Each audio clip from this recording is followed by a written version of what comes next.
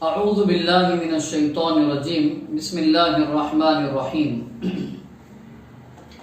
عسى ان تکرہوا شیئا وهو خیر لکم وعسى ان تحبوا شیئا وهو کرہ لکم۔ محترم سامعین اور ناظرین کرام، السلام علیکم ورحمۃ اللہ وبرکاتہ۔ آج میں آپ حضرات کے سامنے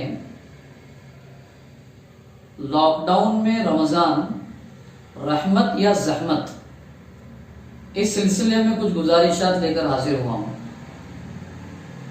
قرآن مجید کی جو آیت میں نے پڑھی ہے اس میں اللہ تبارک و تعالیٰ کا ارشاد ہے کہ بہت ساری وہ چیزیں جسے تم ناپسند کرتے ہو در حقیقت وہ تمہارے لیے خیر کی چیز ہوتی ہے۔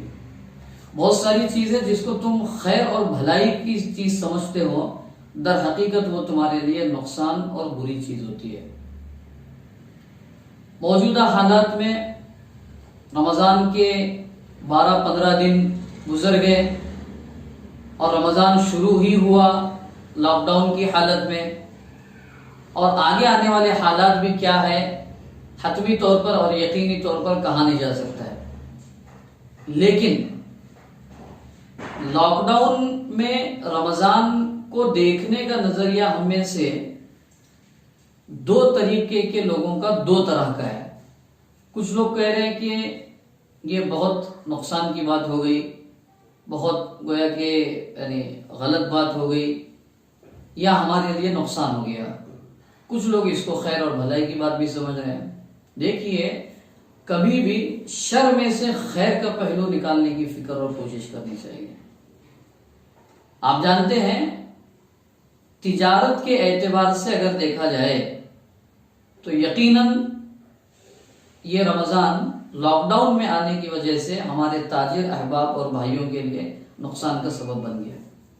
لیکن اگر رمضان کے مہینے کو عبادت کے مہینے کے طور پر اگر دیکھا جائے تو ہمیں بالکل کسی شک و شبے کے اس بات کو ماننا چاہیے، سمجھنا چاہیے اور لوگوں سے کہنا چاہیے کہ لاک ڈاؤن میں یہ جو رمضان آیا ہوا ہے یہ ایک طرح کی ہمارے لیے رحمت ہے۔ ہاں، اس میں بہت سارے مسائل ہیں، بیماریاں ہیں، لوگوں کی اموات ہو رہی ہے، غریبوں کو کھانے کے مسائل پیش آ رہے ہیں، یہ اپنی جگہ ہے۔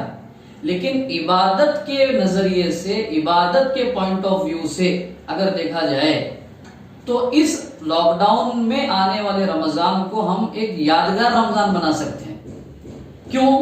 کاروبار نہیں ہے، دکانیں بند ہیں، تو جو وقت ہمارا وہاں پر گزرتا تھا اب وہ وقت ہمارا عبادت میں، اپنے گھر والوں کو دین کی باتیں سکھانے میں، نمازوں کی اور نوافل کی اور ذکر و اذکار اور تلاوت کی کثرت میں گزار سکتے ہیں۔ اس اعتبار سے اگر دیکھا جائے تو رمضان کا مہینہ ہمارے لیے رحمت بن سکتا ہے جو لاک ڈاؤن میں آیا ہوا ہے۔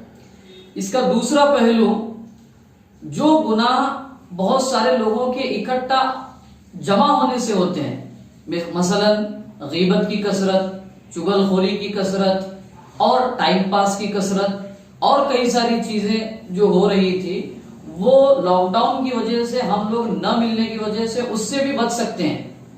یہ بات اور ہے کہ ہم وہاں جہاں پر یہ لوگ جمع ہو کر کے جو گناہ ہوتے تھے وہ گناہ ہم اپنے طور پہ دوسری جگہوں پر کر رہے ہیں، یہ اور زیادہ گویا کہ نقصان کی بات ہوگی۔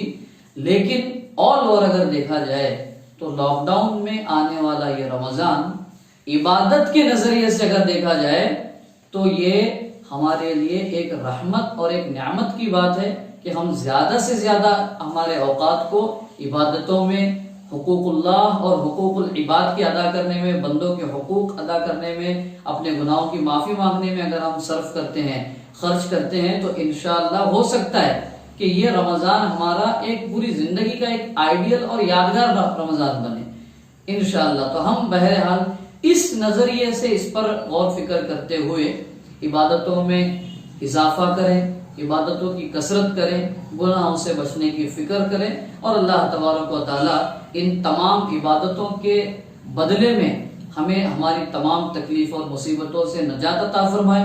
خصوصاً اس عالمی وبائی جو بیماری ہے کرونا وائرس کی شکل میں، اس سے اللہ تعالیٰ عالم انسانیت کی حفاظت فرمائے۔ وآخر دعوانا ان الحمد للہ رب العالمین۔